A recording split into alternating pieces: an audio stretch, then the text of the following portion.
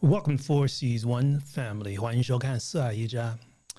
Well, I'm just going to jump in for a quick 15-minute chat here because we have a special guest coming to Taiwan, and that special guest is Nancy Pelosi. Nancy Pelosi will be on her way here to Taiwan, and this is going to be a little bit different in a hidden way, but not so hidden because the neighbor next door, of course, is not going to be too happy about it. So I'll just jump in here for a quickie. Today I was listening to YGZ's program today with Shasha. It was quite interesting, but I had to do some paperwork, so I couldn't really take part too much in their conversation. But, you know, if you want to see a really calmer side of Wonderful Taiwan, take a peek over there at YGZ's channel. So a Brit who used to also live in China, but now lives here in Formosa, right here in Taiwan. And I can tell you about his story of living here in Taiwan and how the pace is a lot different. And he will share with you a lot more about what democracy can be. It can really be. First of all, I want to open up by saying, that we all have to be very careful of where we get our news and information from. This is something that it's, of course, most of us will say it's common sense. But, if you are raised in a society where you are taught to think and contemplate, you're more susceptible to, how would you say, analyze things. Now, the whole thing is now sometimes most of us have problems with putting our own prejudices aside, but hopefully we can, through mutual sharing and understanding, could open each other's minds, and hopefully make this world a better place. But it appears to be things going along the line that Nancy Pelosi will be visiting Japan. I talked to Japan's newly commissioned prime minister, and she's, according to the schedules, what I see here, she's going to be here sometime on April the 10th. Remember that Taiwan is 12 hours ahead of the East Coast of the United States, just to give you an idea. So this is her focus plan, but according to Fuji News, that's the network is called FNN, on Thursday here in Taiwan, that has been publicly put out there that Pelosi will be coming to Taiwan after her visits of information exchanges concludes in Japan. Now, as far as I can see from the information offered from this newspaper article, and I got this information, let me put this up on the screen here from Taiwan News. Let's see if I can pop this up on the screen here real quick. Yeah, right here. As you can see here, U.S. House Speaker Nancy Pelosi reportedly coming to Taiwan. Reportedly, okay. Pelosi concerned about China's changing status quo by force amid Russian invasion of Ukraine. Okay, so keep in mind that Nancy Pelosi is a popcorn, okay, because back in her heyday, she was a kicker there. And if you know her story way back in the when Tiananmen incident happened, she got thrown out of China. I understand that she was there during this event, but Nancy Pelosi was a popcorn, and in many ways she still is. She still is. But according to this article from Taiwan News, right? I cited other sources, but according to what I see here, she originally planned to visit South Korea after Japan, but somehow the trip was canceled in favor of coming here to Taiwan. Now, let's keep in mind of something and just have a clear understanding of this situation. You see, a couple of weeks ago when Mr. Pompeo visited Taiwan, he caused some ruckus with the neighbors next door for obvious reasons. And he said some things that really tripped up a few people in some ways, that really basically show what he really thought while he was in the Trump administration. Okay. And he was quite frank. It's great. But remember, when he arrived here in Taiwan, he was not a government official. He came as a private citizen. Okay. He came here as a private citizen. So what he said cannot be as confirmation of what the government in the United States may be saying, at least not directly. But this time, Nancy Pelosi is related to the current U.S. government. She is a U.S. House Speaker. And also, I got news that she got COVID-19. So there could be some changes in her schedule. I just got out about 15 minutes ago. Maybe I got false information, but that would cause her to change her plan. So this can probably fall through, but we'll see. But still, this being reported just sends out a signal in itself. Now, she is in the U.S. government, U.S. House Speaker. This is a big deal. This is a very big deal. Now, I have no reports on who exactly she will be talking with while she's here.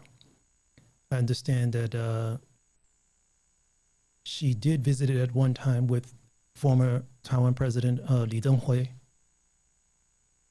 And, Pelosi has some friends here.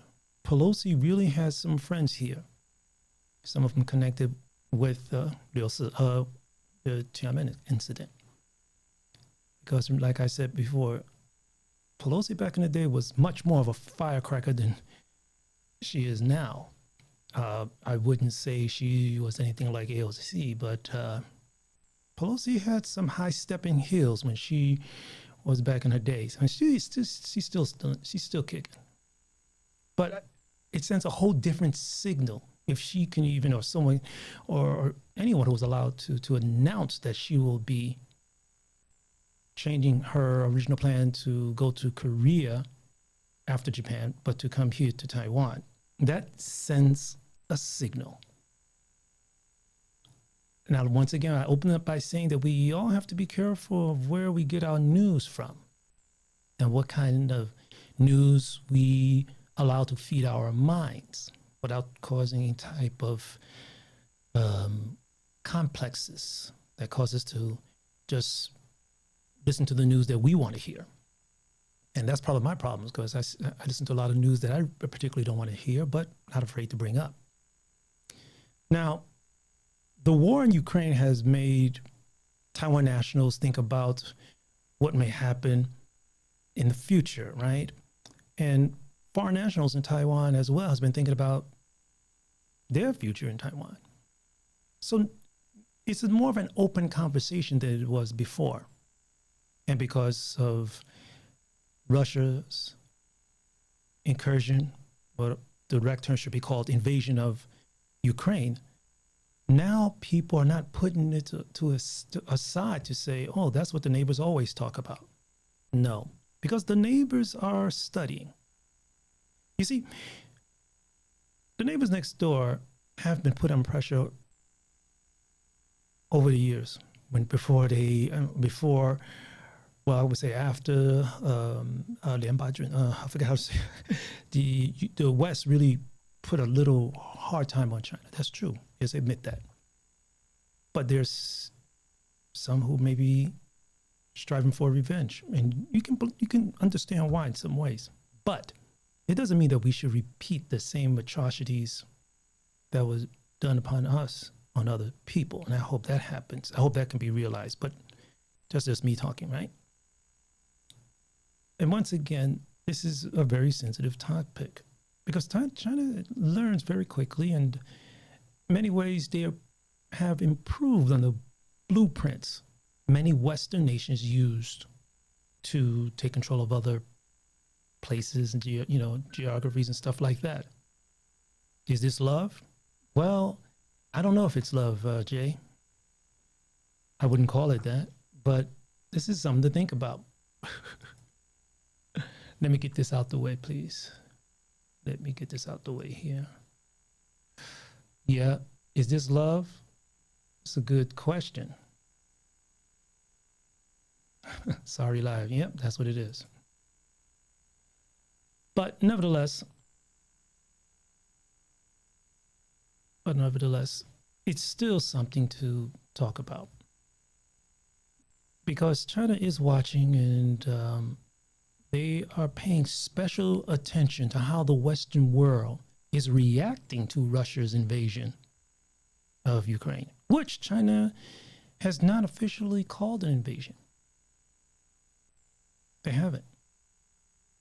They just refuse to. And up to now, China has been, like I want to point out, refusing to call China's incursion or invasion of Ukraine as an invasion, and has been working very hard to at least explain to its own population that Russia had no other choice but to do this to fend off, say, Ukrainian corruption or weapons of mass destruction being made in Ukraine, or denazification of Ukraine. And this is scary. And they've been shaping this into the minds of their populace by shaping it in a way to validate Russia's treacherous actions. And this is very scary. Yeah, it's just me ghost talking.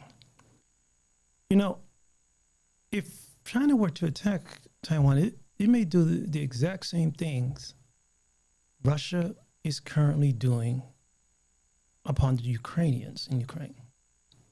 Now, we know about 48 hours ago, some reports came out of mass killings of Ukrainian civilians by Russian armored personnel. And this is scary. It's very scary.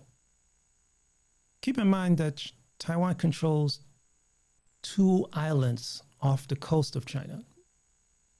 One is as close as 5 miles off the coast of China. And this is very, very shaky. Now, going to your point here, James, do you think the PRC is emboldened? I know they are accused of the U.S. of throwing Taiwan into the fire. Into the fire. Well, if you listen to my last episode about the history of the situation between the Taiwan relationship with mainland China in history-wise, that can probably explain some reason. But I wouldn't say this is 100% the case, because it just builds up a narrative. It's a narrative that I can probably talk more about amongst another person I have in mind who I will get in the show in the future. But Taiwan is in the middle. I mean, I remember when former President Trump was in office, he was not too concerned about Taiwan, because to him Taiwan looked like a little speck of dust on the map. It's scary. It's scary. And the neighbors next door are paying particularly strong concentration on how the world is reacting to the situation. Unfortunately, and I say that unfortunately, this may just be the truth. Now, going back to my opening statements, Pelosi's visit to Taiwan is not just a matter of fact. And if you want to take a quick look, just bounce over here to Taiwan News and other outlets. And this is something to look at for more information. And for it to be put in such a wide open public arena is meant to, how would you say, forcefully place out there the intent of what may be on the U.S. government mind, and Taiwan's as well. It's just time for the world to rally support to prevent actions like that happening here in Taiwan. if the world is unwilling to stop Russia from putting a chokehold on the Ukrainians in their home country,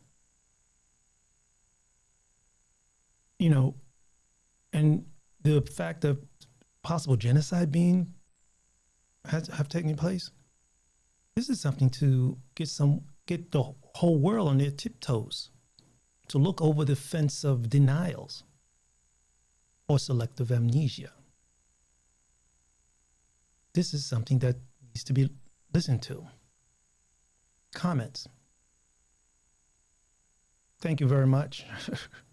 I've been trying to get my receipts in order. And if you have any questions, just look down into the show notes there and look at the links I provided there to certain websites and government websites, if you can. And here, as JD pointed this out too, I read for most of betrayed as well. And I think Taiwan knows better than, right, there's expectations such as they will not be, yeah, oh, who knows? But, how as they say, 不能掉以轻心, don't drop your guards, right? Do not drop your guards. There's been a lot of foreign nationals here in Taiwan who've been speaking about what they would do right here on YouTube if such an event did occur.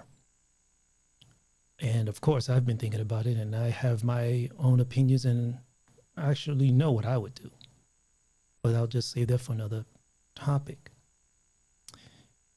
So just keep that in our minds for now, because there's a lot I can talk about at this particular time. I'll just hold on because it's almost 2 a.m. in the morning here. See, and I'm still working. And another thing's been happening recently is because there's been a lot of foresay in the news that, you know, the neighbors next door have a very good grip on information coming through Taiwan. So 2 days ago, China officially put so much pressure on Phoenix TV. That's right. Because they were being listed as a Chinese-owned company. So this put the switch on Phoenix TV, which of course it is a Chinese-owned company, to get out of here. Oops. And this has been going on for a while. And this came from also China. Look, I don't always get my news from Taiwan News. I'm sorry, Taiwan News. Nope. I get it from a lot of places. But this is something that a news station, a website that can basically tell you what's going on here. But they also have their own, how would you say, motives that I'll just leave alone. But I just want to put this out there. I want to just jump in here for a couple of minutes, but, you know, jump over and you can see it yourself. So finally, maybe things are trickling down for actually a future action that, you know, we still must pay attention to, just the same as Russia pulling back its forces in Ukraine to regroup and things like that. This is what the neighbors could be doing here. The neighbors next door could be just doing this. Another thing I want to put out there, and if you aren't aware, I want you to please look at this. It'll be quite interesting. It you may find this as a pleasant surprise. A Chinese national living in Odessa in Ukraine by the name of Wang Jianxian.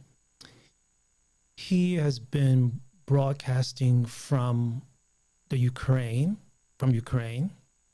He has a very interesting website here on YouTube. And he's a programmer, has a programming company there that he has locals there writing for him there. But a lot of things he bring up in his posts here on YouTube is very much against what Russia is doing. His accounts in China have been totally blanked on the local Chinese websites, which is quite interesting. And I think Baidu and Douyin, stuff like that, the Chinese version of YouTube and TikTok. And it has not been well accepted by the government. So they kind of like deleted all his information, closed his accounts. But something happened 24 hours ago Now, if you note here, it says 7 hours ago was his last broadcast here, but I notice here, it says here 23 hours ago, YouTube suspended the channel of Chinese vlogger who posts about his life in war-torn Ukraine. Okay, he's a 36-year-old Chinese programmer living in Ukrainian city of Odessa and is known for posting videos of himself openly criticizing Russia. Now, you probably heard that a lot of Chinese citizens there were really behind Russia doing what they did, because in the back of their minds, well, we know it's in the back of their minds because the neighbors next door has been using the occurrences in Ukraine as something that Russia had to do. Well, basically what they are putting in there, at least not even subconsciously, very much up front into the minds of their populace, that this is maybe an event that they may have to, well, bring to Taiwan. And I hope the rest of the world can see this. And if this is happening, the neighbors are doing this quite openly. Now, going back to Wang Jianxian, he said that YouTube suspended his account for a week in March after one of his videos supposedly violated its policies against violent content. Now, once again, if you look at his webpage at this time, he says his last posting was 7 hours ago. And according to this, if it's fake news, it says 24 hours ago. So like I said, we have to be careful where we get our information from, right? So I just wanted to jump in here and spend a few minutes with your folks to bring this in the forefront and talk a little bit about these three events. Not that it would make much of a difference in a lot of cases, but I just wanted to put this out there. And I was supposed to have been on here for 20 minutes, but I'm a little bit 5 minutes over. So thanks a lot. Oh, thanks a lot for jumping in there. Thank you so lot. Thanks a lot, Earl, for jumping in here. No, you know I don't sleep. You know I don't sleep. Thanks a lot for jumping in here, JD. So I'm going to get out of here. Hey, guys, thanks a lot for jumping in here. And hopefully I can get things rolling a little bit better. But I appreciate your guys' support for jumping by here and seeing how little old me is doing. So, guys, take care. Remember to stay strong, safe, and healthy wherever you are in the world. Peace.